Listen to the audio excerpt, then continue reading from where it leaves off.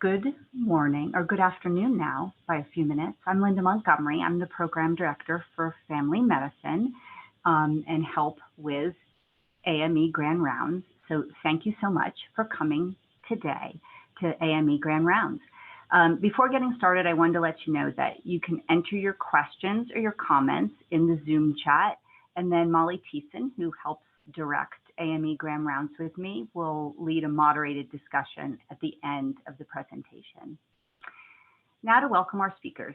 We're very honored to be joined today by Drs. Awadallah and Christian, who are two of the rising stars in medical education on our campus. Thank you so much for being here. Let me tell you a few things about them. Dr. Nicole Christian is an assistant professor with the Department of Surgery, Division of Surgical Oncology. She also is an associate program director and Anschutz site director for the general surgery residency program. She completed her med school and residency training here and was a chief resident as well. She then completed a fellowship in breast surgical oncology at Memorial Sloan Kettering Cancer Center. Her education research has focused on competency-based learning and curriculum development, which are just great hot topics right now. She is the director of the residency program core curriculum, co-director of the mock orals curriculum, and co-director of the medical student summer research program. She is engaged in education research projects involving the impact of the pandemic on surgical case logs and competency, resident opiate prescribing, and the development of a resident education track. Just incredibly great topics, Dr. Christian. She won the Golden Apple Teaching Award in 2018. She's joined here today by my colleague, Dr. Nida Adewala, who is an assistant professor in the Department of Family Medicine. She also works for the School of Medicine as the Director of Remediation for medical students, residents, and fellows, where she helps learners from all backgrounds maximize their potential in their medical careers. So we're very happy to have her working with our learners at the GME level. She was awarded the CU Department of Family Medicine Teacher of the Year Award in 2017. She's a member of the Colorado Academy of Family Physicians Education Committee and is a physician consultant for the Center for Personalized Education for Providers, where she participates in assessment and remediation recommendations for physicians across all levels of training and practice. So much experience in remediation and assessment. She's a graduate of CU's Rose Family Medicine Residency Program and is currently enrolled in the Keck School of Medicine Master of Academic Medicine program. I just am very impressed with both of your careers thus far. Thank you so much for being here, Drs. Christian and Awadallah, and welcome to AME Grand Rounds. Thank you very much. So Dr. Christian and I are going to both give this talk today. I'm going to start and then hand it off to Dr. Christian about midway. Actually, I should give the title. So the title of our talk today is Self-Discovery, Goal Setting, and Proactive Learning Plans, Coaching for Long-Term Success. So today we're going to explain the role coaching plays in graduate medical education training and how it differs from mentorship. We're going to describe the application of character assessment tools for trainees and review a pilot coaching program implemented here at our CU School of Medicine General Surgery program. We're going to spend most of our time on those two. And then we'll end by summarizing some challenges that we've faced thus far and implications for the future. Just move some of these boxes out of the way. So currently our GME strategy focuses on the 6 ACGME core competencies when evaluating and assessing our resident and fellow learners. This educational strategy is individualized, competency-based, and learner-driven, and is the accepted model for physician training. For individualized training to produce competent physicians, however, we as faculty must foster lifelong learning skills with our trainees and go beyond these 6 competencies. Coaching offers the opportunity to improve self-monitoring by fostering habits that will identify deficits and create goals to mitigate gaps in knowledge and skills early in the educational process. So what exactly is coaching? Coaching encourages self-reflection and exploration for self-betterment and usually involves some sort of feedback and formative assessment to constantly push for improved performance and increases in personal bests, oftentimes using things like deliberate practice and other techniques. The goal from a coach perspective is to give correction without causing resentment or the feeling of being formally assessed in that specific area. As you see here, coaching is longitudinal, goal-driven, and goal-oriented, and a learner-driven process. It can help foster self-reflection, professional identity, and improve short and long-term performance. And it complements some of the things we already do here in graduate medical education training. We already have so many roles in GME: advisor, role model, mentor, facilitator, sometimes counselor, advocate, and teacher. So how does coaching differ from some of the things we already do, say as advisors and mentors? The advising process is largely a faculty-dominated process. Learners come to us with specific questions and receive direction on academic, social, or even personal matters that are particular to a moment in time. For example, one example would be career advising. Mentorship is similarly a faculty-directed process. It often includes intentional transfer of specific skills or knowledge, usually from an experienced faculty member. The learner's activities are guided by the faculty. One example might be research mentorship or mentorship with manuscript writing. This approach can be development-centered. Coaching, on the other hand, is a learner-driven process, as I said before. Learners gain insights into their own assumptions and identify specific actions to achieve a desired result. The learner participates in self-reflection, which is a very important point, and goal setting to proactively improve their performance. The coach does not assume the role of a formal evaluator, but instead can serve as an observer and offer feedback and encourage the deliberate practice cycle and growth. So why does this matter?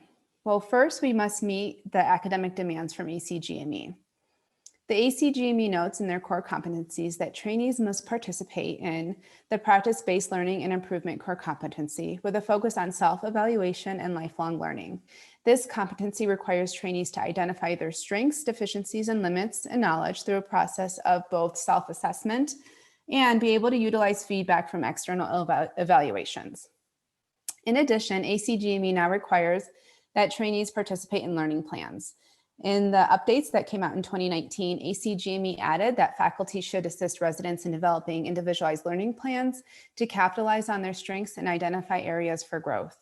We often do this informally, say in semi-annual meetings with our trainees. However, there is often little formal self-assessment occurring beyond basic GME requirements.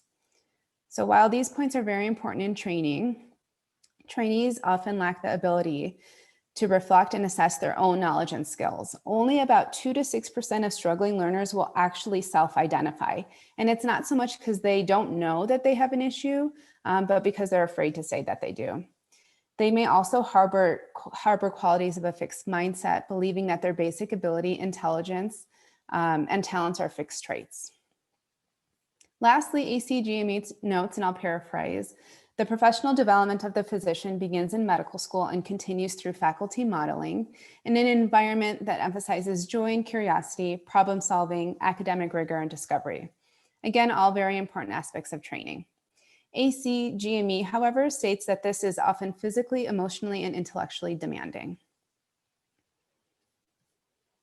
So while we all know this, and we're placing an emphasis on resident and fellow well-being to help mitigate some of these demands, we do little in terms of proactive self-assessment and reflection to discover both strengths and potential areas for difficulty so that we can proactively help reduce some of the stress and improve well-being. We know that anywhere from 6 to 15% of medical learners require formal remediation at some point in their training. The actual number of those struggling is likely much higher. Medical knowledge, clinical judgment and reasoning, and professionalism are usually the most common areas that we see people struggle. In addition, about 45% of trainees struggle with burnout, and about 20% have high-risk well-being scores. After training, as many as 79% of physicians report experiencing workplace stress and burnout at some point in their careers. Not only do these pose a risk, as we know, to personal and mental health, but trainees who struggle are at risk for making patient safety errors and can be burdensome on programs as a whole, necessitating a huge amount of resources and faculty time. Those fixed mindset characteristics that I talked about earlier may also result in unprofessional behavior down the line when facing the expected obstacles and hardship that are inherent to training. On average, it takes about 18 months to first identify someone who's actually training and get them help. And I oftentimes see people in their PGY 6, 7, and 8 years. When we first went about building this coaching program here in general surgery, we thought about things we wanted to improve. One, we wanted to decrease the number of residents struggling to meet ACGME competencies. Two, we wanted to improve in training exam scores and ultimately board pass rate. And then three, we wanted to improve well-being and potentially decrease burnout. So we looked at our data here in general surgery and general surgery data around the country. About 20% of our general surgery residents struggled to meet baseline scores in training exams and may subsequently struggle with board exams. Around the country, as many as 31% of general surgery residents tend to struggle in any of the ACGME competencies. As many as 69% of general surgery residents around the country struggle with burnout, with 38% noting weekly symptoms of burnout.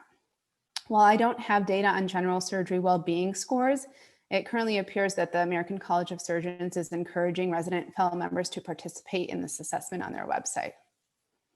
So we did some research and developed a program that would allow for us to build deep introspection in our learners, allow for early identification of those who might be at high risk for academic struggles, and identify those who might be struggling with well-being and burnout even before starting their training. We also wanted to potentially help everyone reach their personal bests and long-term career goals. There is a significant amount of data in the literature on the importance of positive psychology and other 21st century mindset ideas that encourage growth mindset, grit, vulnerability, and self-compassion, just to name a few. We wanted to use validated tools and well-researched concepts to help build that deep introspection and potentially identify areas for growth. And here are some of the ones that we thought might be useful. First, we have the character strengths. While many of our trainees have participated in personal assessments like MBTI, we looked for a tool that could help our residents understand their best qualities.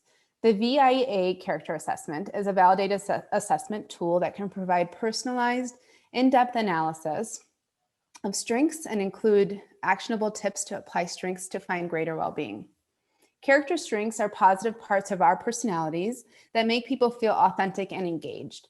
Research shows that understanding and applying strengths can help not only boost confidence and increase happiness, but strengthen relationships and ultimately improve work performance. Grit is passion and sustained persistence applied towards long-term achievement, with no particular concern for rewards or recognition along the way. It combines resilience, ambition, and self-control in the pursuit of goals that may take months, years, or even decades, just like our medical career. The validated grit scale reflects how passionate and persevering you see yourself to be. It measures the extent to which individuals are able to maintain focus and interest and persevere in obtaining long-term goals. For those who score lower, we can encourage them to find an area of interest in their work, encourage practice, as we know effort can make all the difference, and encourage themselves and surround themselves with people who will encourage them to excel. While physicians tend to have higher grit scores as a whole than the general population, we actually see a fairly wide range in training. Self-compassion includes acting the same way towards yourself when you're having a difficult time as you would act with, say, a family member or a friend when they're having a difficult time. The self-compassion scale can indicate your level of self-compassion. This is the one area that I tend to see trainees suffer with the most, and one area that we can really help them develop over time. Mindset, and I'll quote Carol Dweck here.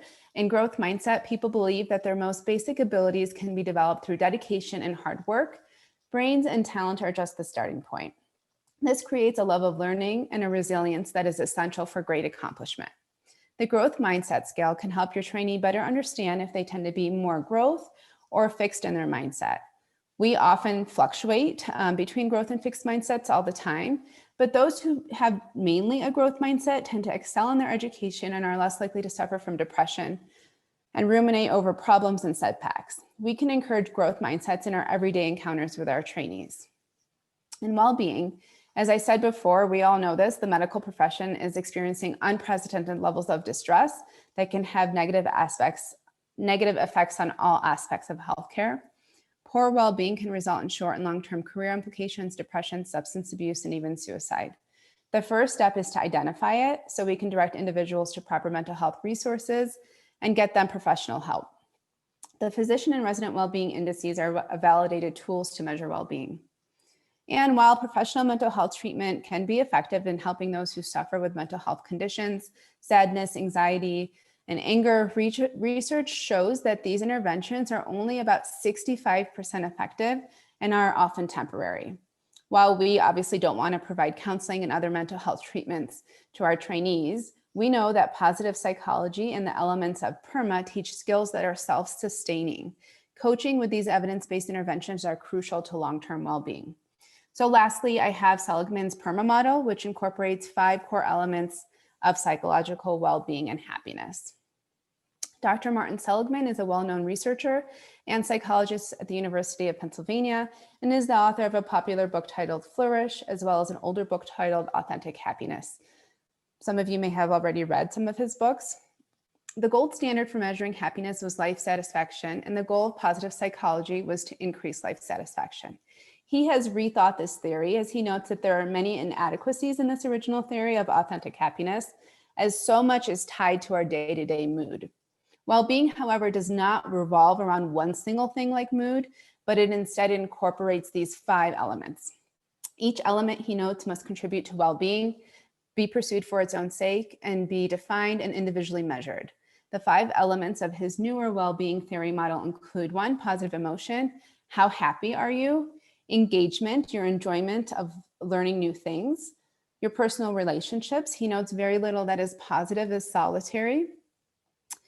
Meaning, purpose, feeling that what you do in your life is valuable and worthwhile. And accomplishment, personal success, winning. And I'm not talking about, big accomplishments are great, but these are little day-to-day accomplishments, like, finishing an abstract that you did or whatever it is that you have set for yourself in your daily goals. He notes that the ultimate goal for well-being should not be to increase the amount of happiness in your life, but to increase the amount of flourishing. He also notes that well-being is buildable and lasting, unlike happiness, which can change with your mood or circumstance. His research around this theory has shown long-lasting effects to help improve well-being. He's part of the development of the Penn Resilience Program, which focuses on self-awareness, self-regulation, mental agility, strengths of character, connection, and autism. His Penn Resilience Program can take 5 to 7 days to complete. And so instead of sending all our residents to this, hopefully one day we can send our faculty to some of these coaching programs, but we utilized proven aspects from his PERMA model and research activities that were proven effective to help build our own coaching program that may target many of these.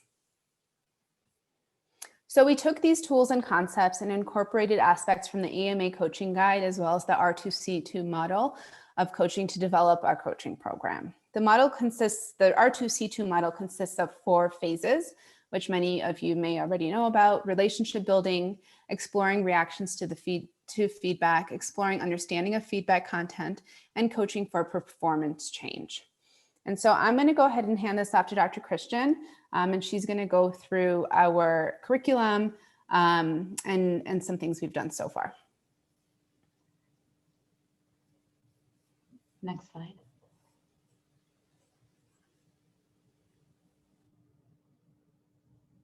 Dr. Abdallah, can you move to the next slide? Thanks.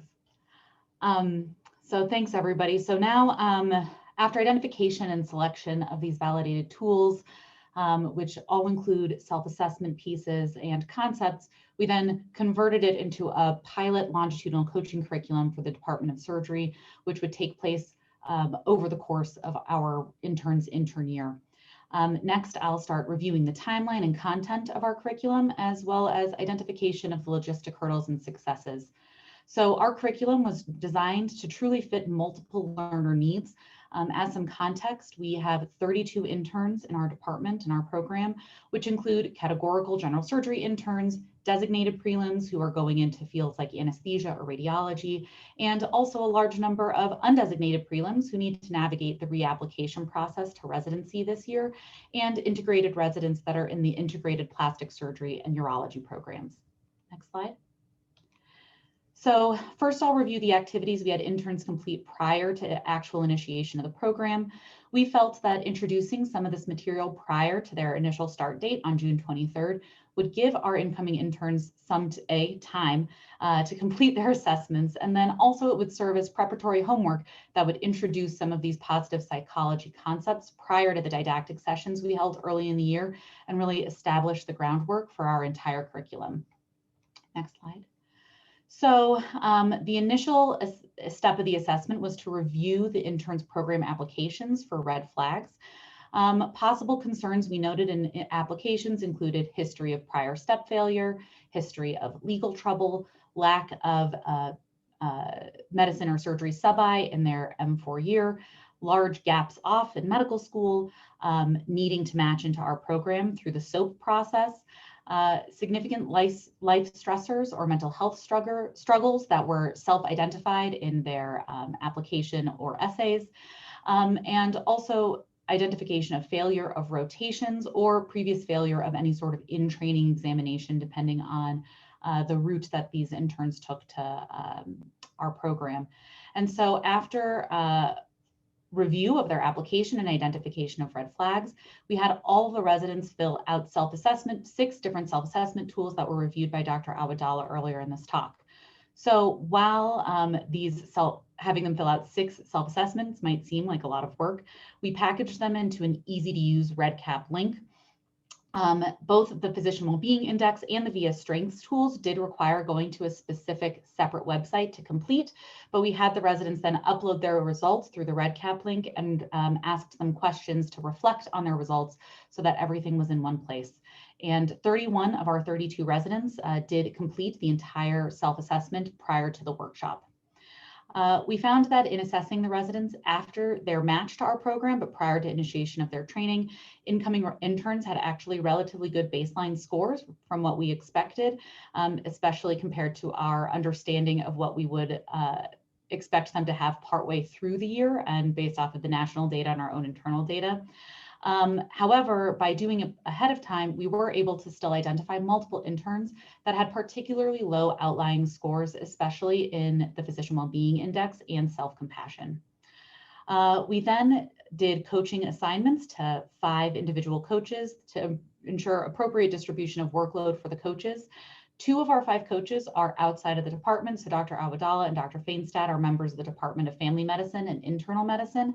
And so we felt that we were able to assign interns that could potentially benefit the most from someone outside the Department of Surgery. Were assigned to those 2 coaches. And then otherwise we had an even distribution of categoricals, designated prelims, integrated residents, and undesignated prelims. And obviously the coach pairing is a really important part of the PERMA model because this establishes the meaningful relationship that's going to be a foundational piece of coaching. Next slide. So we kicked off our longitudinal program in person with a workshop. Obviously with COVID, this required a lot of very specific planning and followed all social distancing and institutional restrictions. 30 of our 32 interns were present to participate in the workshop, and the 2 who were not present to participate were on night float rotation, so were unable to attend for work hour and fatigue mitigation reasons. Next slide. So our workshop really focused on teaching the residents about their self-assessments and providing tools that would facilitate their journey through the coaching program and their intern year with a real focus on individual personalized goal development. First, we provided all of the interns with physical copies of their self-assessments and a blank individualized learning plan template, which I'll review on the next slide, so that they could all have actual physical copies of the assessments they'd completed, some of them several months before the workshop. We then reviewed the data behind the various chosen instruments and why we selected these instruments for self-assessment. We selected a few concepts to review in greater depth with small group interactive lectures, most specifically about vulnerability, self-compassion, and growth mindset. And we felt that these concepts were most critical to teach the interns about in order to set them up for coaching success with the PERMA model that we adapted as the foundational framework. We finished the workshop with a panel of chief residents who reviewed many of their successes and struggles and also gave the chiefs opportunities to provide advice on navigating intern year in our program specifically to our group of interns. We did have a chief who had started her training as an undesignated prelim, and we felt that that was important to help represent the ability for many of our preliminary interns who do need to renavigate the match, that there is success that can be had and that they can successfully complete to the end of residency. Dr. Christian, yeah. sorry to interrupt. This is Molly Thiessen, one of the moderators. It looks like Dr. Jeff Suhu has his hand up. Do you have a question, Jeff? Accidental hand raise. Okay, noted. Thank you. So with these individualized learning plans that were a cornerstone of the goal setting we established in this workshop, we really wanted to introduce the interns to the concept of the individualized learning plans, which is part of it, as Dr. Abdallah reviewed, GME requirements. And so we provided them with a blank hard copy template for them to work on as a worksheet prior to their first quarterly individual coach meetings. We took information from the previously published literature, including the R2C2 model and the AMEE, and adjusted it to make a learning plan that incorporated the areas we were targeting to include aspects of the PERMA model. One of the most important pieces of the ILP was to discuss who the resident had identified as support system and create an actual plan for the intern to stay in touch and engaged with that support system. Obviously, some residents are unable to come up with a support system on their own, in which case the coach would help them identify who that support system might be and how to develop a stronger support system and plan to engage with that system. We then reviewed the top 3 self-identified strengths for residents to help them use these tools to successfully achieve their goals. While we did not require that they fully match these 3 self-selected strengths with the VIA strengths assessment that was performed, but obviously that was a very helpful tool for residents to identify what some of their strengths may be. We then asked the interns to identify a specific self-care plan. And so we know that there are many tools available for self-care and lots of suggestions about how residents can better engage in self-care, but we felt that a critical piece of this individualized learning plan was for the interns to commit to a specific plan of action to help guide their ability to follow through with self-care in future coaching sessions. Part of the self-care plan was for the intern to identify competing demands, such as family, personal medical health, or other competing demands on their time and effort, so that we could create a balanced plan to address these and make sure that these critically important features of their lives were not neglected as they journey through an incredibly challenging year. We also had the interns identify 3 areas for improvement, which were guided by our coaches and with the help of the previously screened red flags in their system. By identifying these 3 areas of improvement, we had them use a SMART goal model. Just to review the SMART goals model, we actually had the residents fill out a template with a goal, an action plan, identification of the resources they would need for that action plan, pre-identification of what challenges they anticipated, and then committing with a begin date, as well as what the identifiable results would be. And this is largely driven from the R2C2 model as well. And so we thought that by having them actually map out not just what their goal was, but what their necessary resources, the challenges, and what an identifiable result would be for them, that the interns would have much more success in achieving these goals. And it would also provide the coaches with a framework to help identify where interns may not be, maybe struggling to achieve these goals. And for the interns who had red flags in medical knowledge or self-identified as wanting to work specifically on their medical knowledge or test taking, we were able to help them incorporate active learning strategies and also a study schedule with recommended resources. So there was a template study schedule that was provided to all interns, but for those interns who identified medical knowledge and test taking as a specific goal, we were able to really help them tailor that study schedule and resources for what would be most successful for them. Finally, we had the interns identify a 5- and 10-year goal in order to help them start identifying the building blocks that would be necessary for them to get there long-term and begin potentially even creating portfolios that would be necessary for those long-term goals. We really wanted to engage the interns now on how to balance day-to-day work and success with what their true purpose and passions were, and identify how short-term success are the building blocks of these long-term goals. Next slide.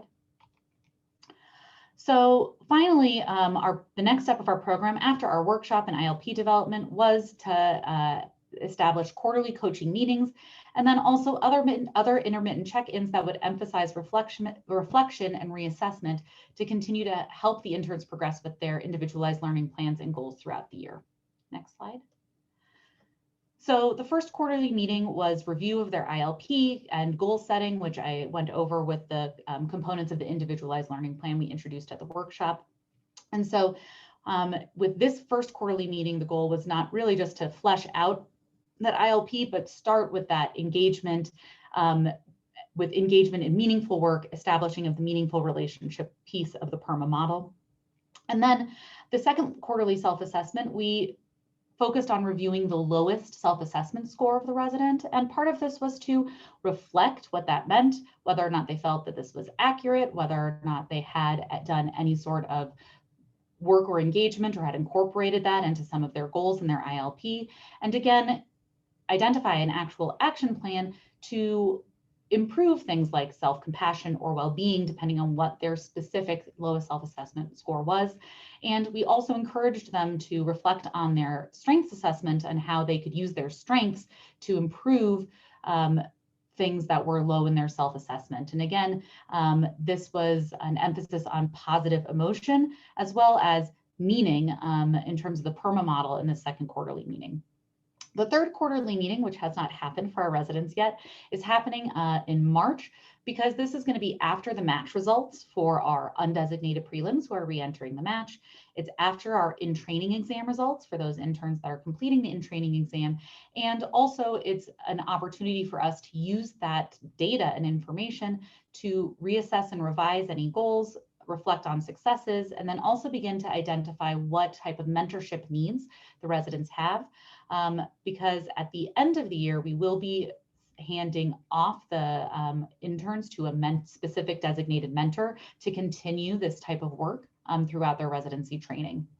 And then finally, the end quarter event will be an intern capstone.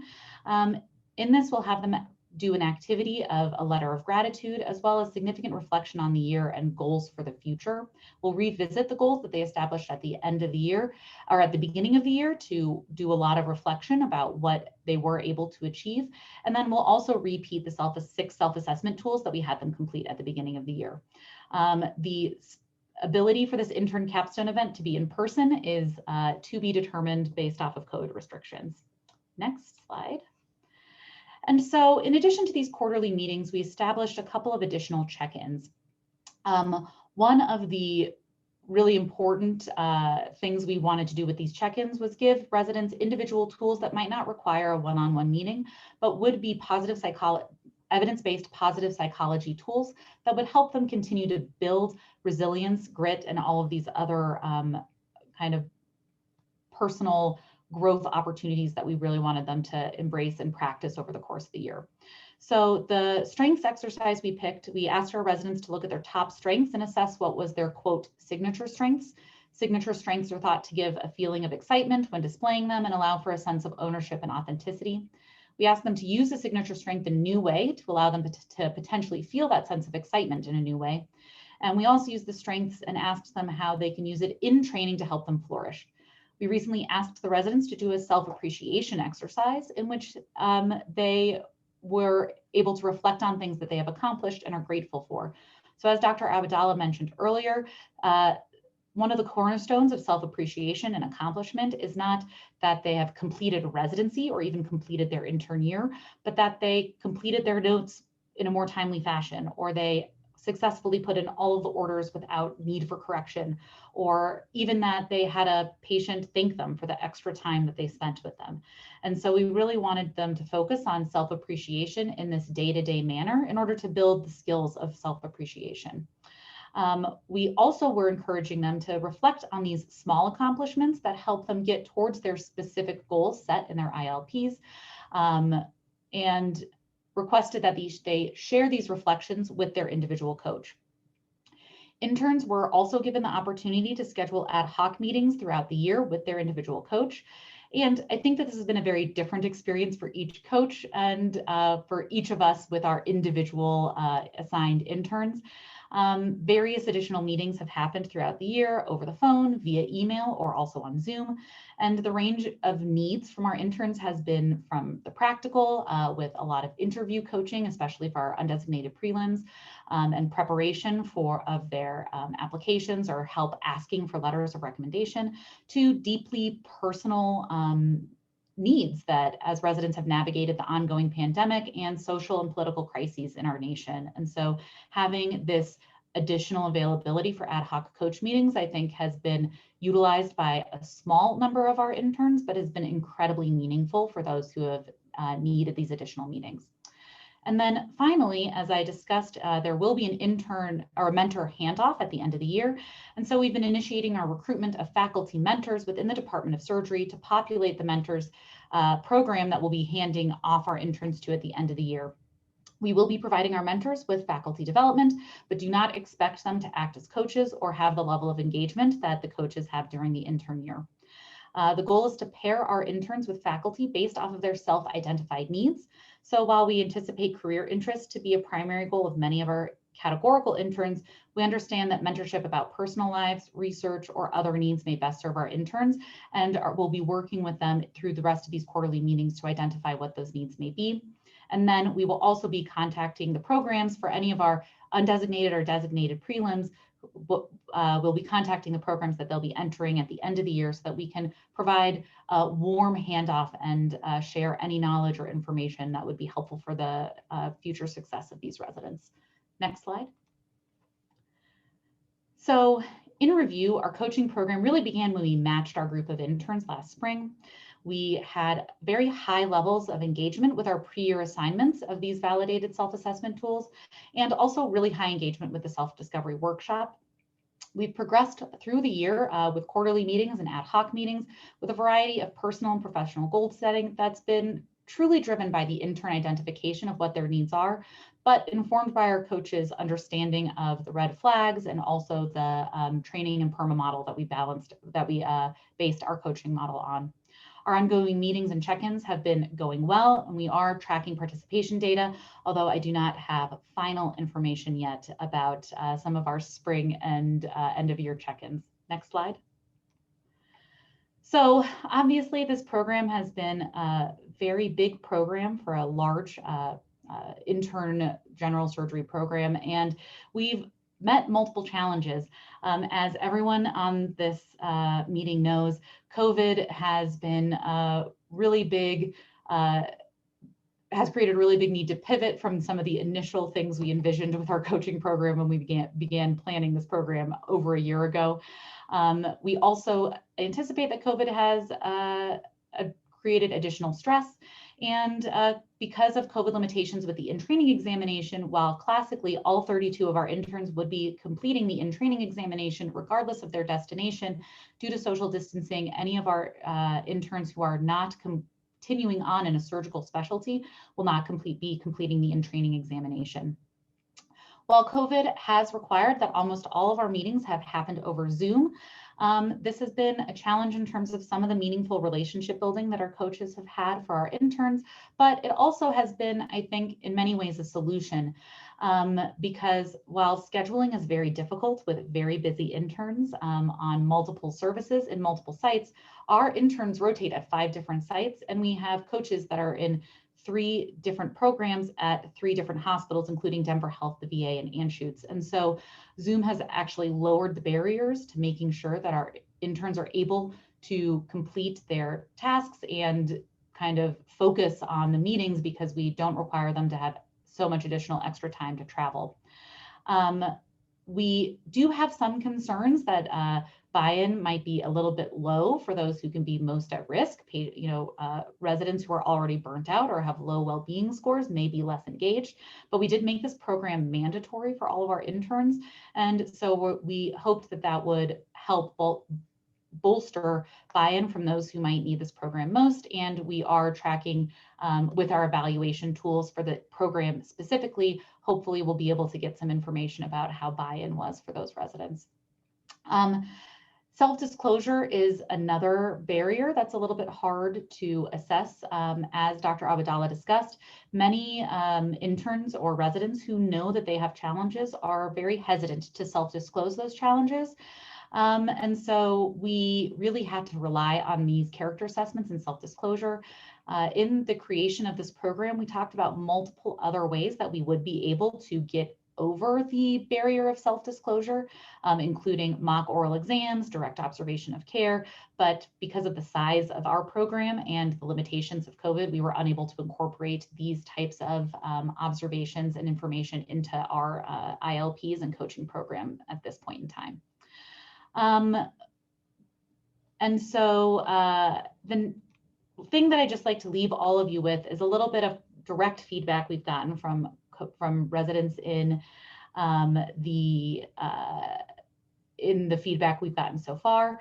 And so this first quote, "I look back at the beginning of the year and can't believe I have come so far." This is from one of our designated preliminary interns, and he really was reflecting on at the beginning of the year, feeling really like that he would never be able to achieve the type of success that he was seeing some of his co-interns around. But even by his second quarterly meeting, felt that this practice of daily reflection was really enabled him to see how much success he really had had, and things that seemed impossible or like a struggle at the beginning of the year were already second nature, and he was moving on to becoming a better physician. This next quote, that this resident knew that they would be better prepared than their peers as a PGY2, also comes from a designated prelim going into a field other than surgery. And it just was really satisfying. We know that doing a preliminary intern year in surgery is a challenging year, especially for some of these residents that did not need to do surgery specifically. And so to hear that they really were feeling a huge amount of value out of this program, not just as an intern program, but from the coaching program, was really very gratifying to hear. And then finally, this last quote was from a resident that was identified as being particularly high risk, and actually when this intern sent us this feedback, part of what his commentary was that he apologized for giving the workshop very low scores because he was in a very bad mood and feeling really burned out already in August at the workshop. But after his first meeting with a coach, which, full disclosure, was neither myself nor Dr. Awadallah, he really felt that this mentorship, that this coaching program and his specific coach were awesome and helping him so much already, which is just really gratifying to hear. Next slide. So we wanted to just leave you with a quote by Stephen Covey, who wrote the international bestseller, The 7 Habits of Highly Effective People. "To begin with the end in mind means to start with a clear understanding of your destination. It means to know where you're going so that you better understand where you are now, and so that the steps you take are always in the right direction." And this is truly what we're hoping to engage our interns with. Next slide. And so obviously Dr. Awadallah and I have not done this alone. It's required a huge amount of help from multidisciplinary departments. Most specifically, Dr. Awadallah and I would like to thank Dr. Teresa Jones from the VA and Department of Surgery, Dr. Sharma Jaiswal from the Department of Surgery at Denver Health, and Dr. Tyra Fainstad from the Department of Internal Medicine. With Dr. Awadallah and myself, these 3 women are the 5 coaches that are part of this program. And so obviously without a huge amount of time, hard work, and dedication from our partners here, we would not be able to do this program. And finally, we'd like to thank Dr. Rumack for her support. Both Dr. Awadallah and Dr. Jones are part of the remediation program through the GME. And so without her support and allowing us to take some of her faculty's time for this program, this would not be successful. And also Dr. Mark Naylor, who is the program director of the general surgery program, who's been incredibly supportive of this type of this curriculum and change in our program. And so next slide. With that, Dr. Awadallah and I would love to answer any questions that anyone has. Thank you so much for the opportunity to present this work that we've been doing this year.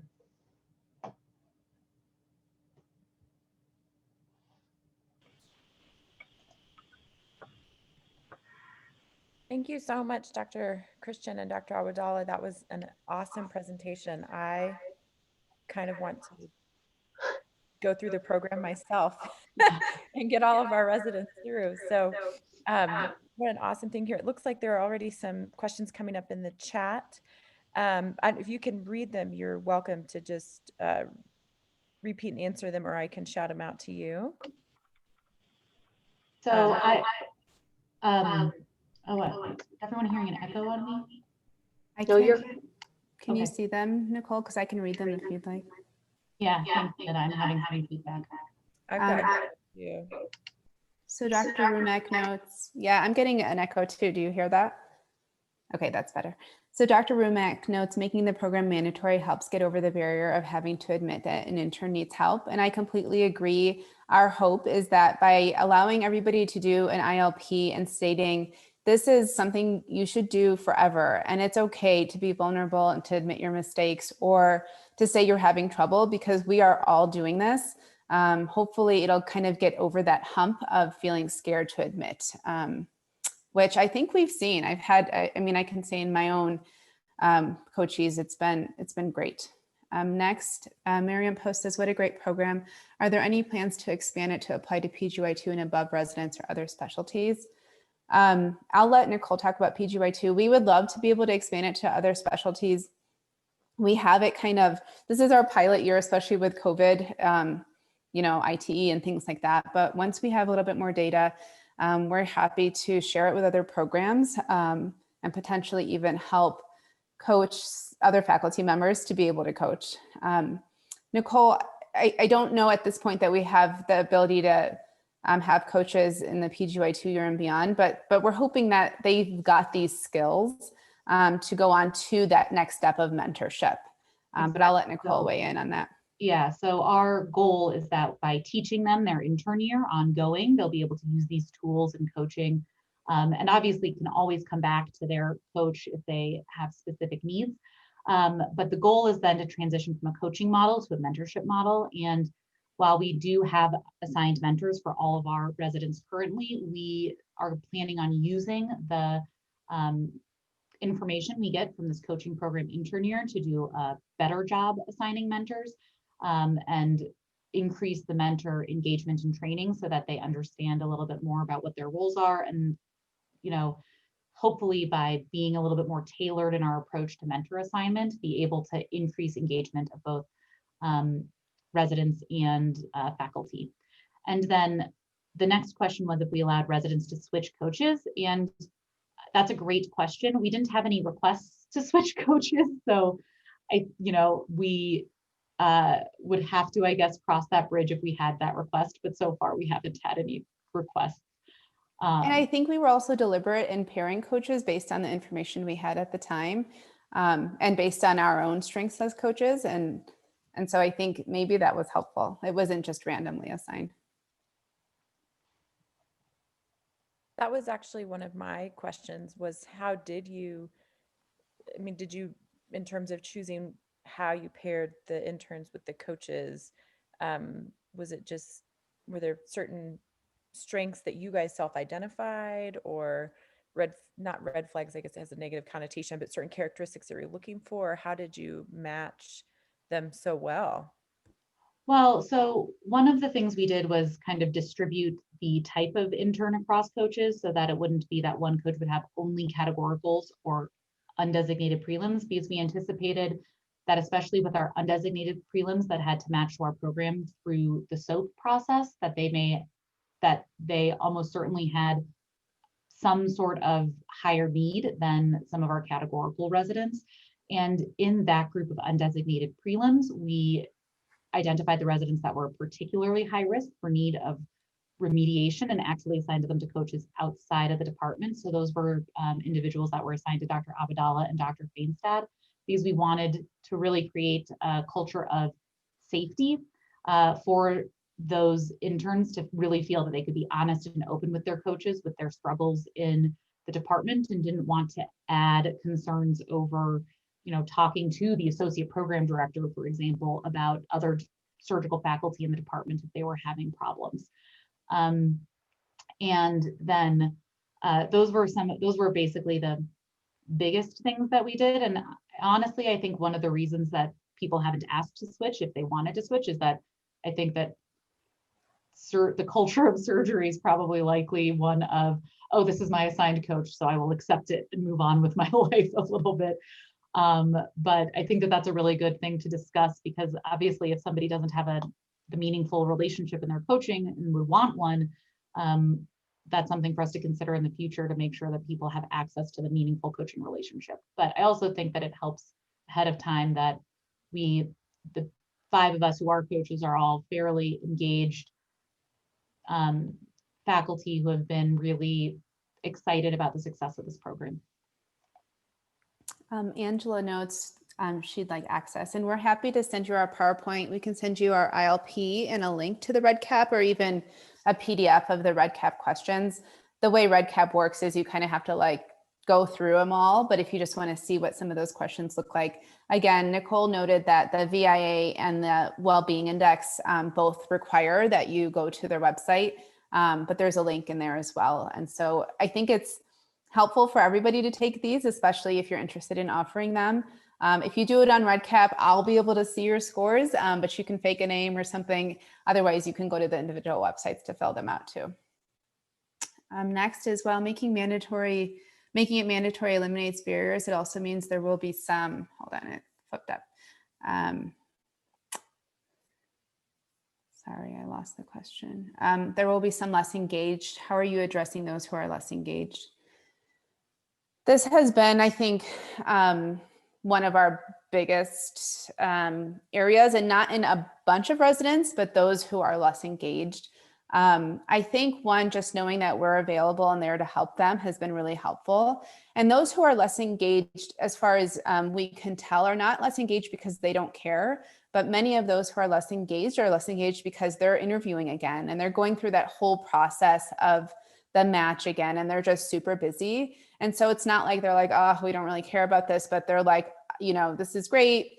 I just need to get through interviews, and then we'll, you know, I'll address some of these. But I think this is really where that coaching comes in, is to say, you know what, you are overwhelmed, but I want you to take a minute and just decompress, and, you know, let's just take 15 minutes to talk about what are you doing for self-care right now, and kind of try to re-engage them in that way.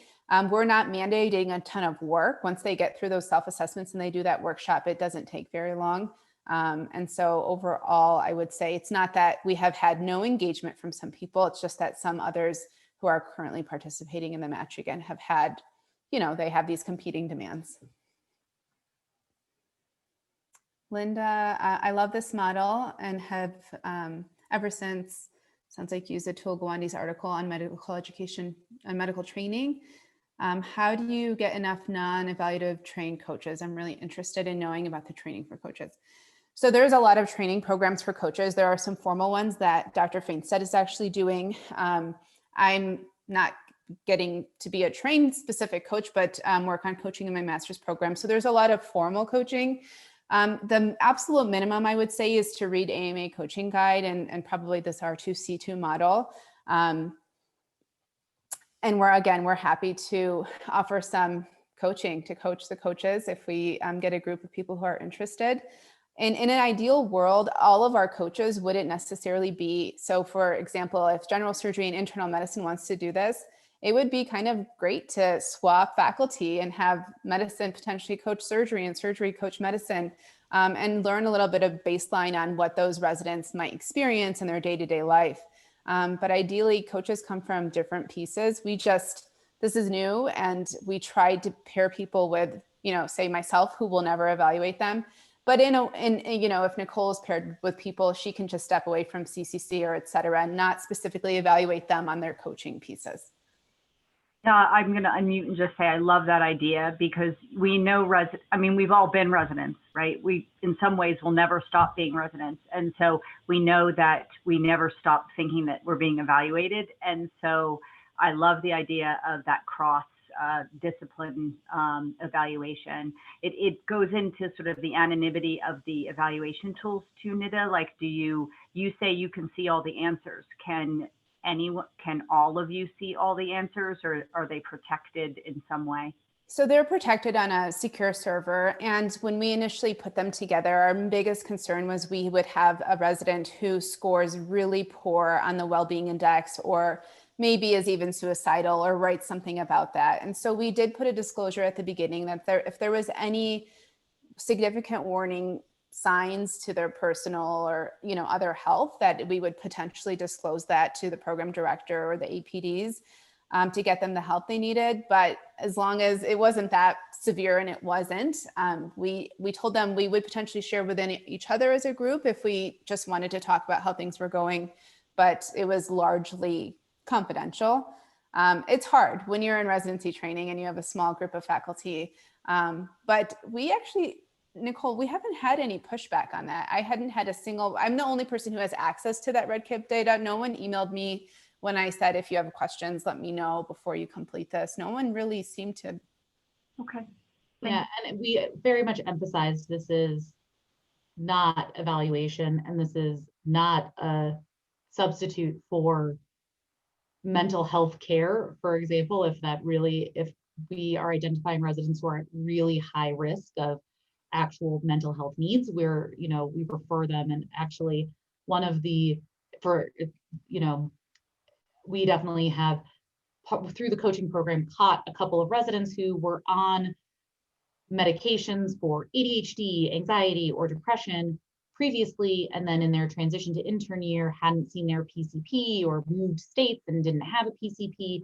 And so we were actually, part of this, the coaching program has identified residents that, to encourage them to take advantage of our PCP and medical half-day program to get established care and get back on the medications that they were necessary for them. And that is, I think, a small number of residents, but a huge benefit to residents that otherwise might have slipped through the cracks and not come to the attention of the program that they were in real, distress or crisis until later in the year. And so even in the one or two residents that we've been able to catch that way and just refer to their PCP, essentially, that's been a huge benefit. And the residents, I think, have been actually incredibly grateful, and nobody has been worried about either the impact on evaluation or the impact on privacy, because we are, really keeping us focused on goal setting and achieving success.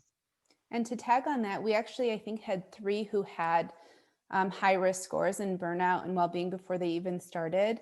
And it was really great actually to identify that and refer them to resident mental health before they even started. So they were able to potentially get an appointment and get ready before starting training. And so I think in that kind of disclosure was helpful, because I was able to identify it immediately when it came up, and I let Shama know, because she's the kind of well-being champion, and she immediately contacted them and said, hey, we identified this, and they obviously consented to it, so it was okay. And these are the numbers we need you to get into these resources before you start. Okay, let's see. Do we have any data, Nicole, on what other faculty outside of the coaches thought about this so far? Not yet. We presented this program at our surgery grand rounds, and there was a lot of enthusiasm for it. And so I think that, the long-term data, and I think this goes a little bit onto Paul's question about,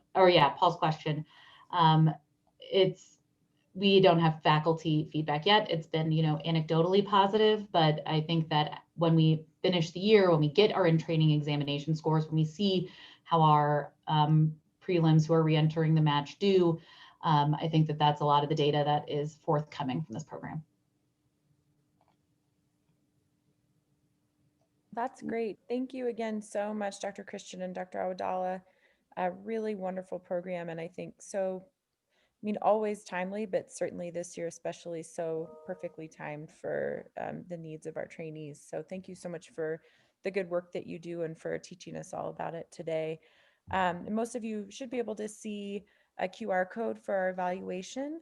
So please be sure to fill out an evaluation. And certainly too, we're still booking Grand Round speakers throughout the spring. So if you have any person that you think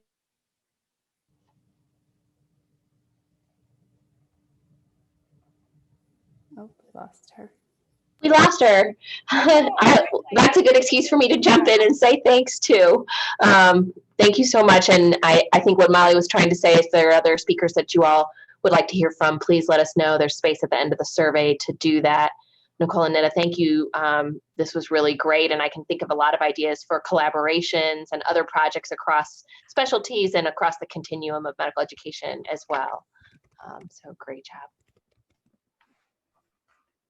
All right. Thanks, everybody. Thank you, everyone.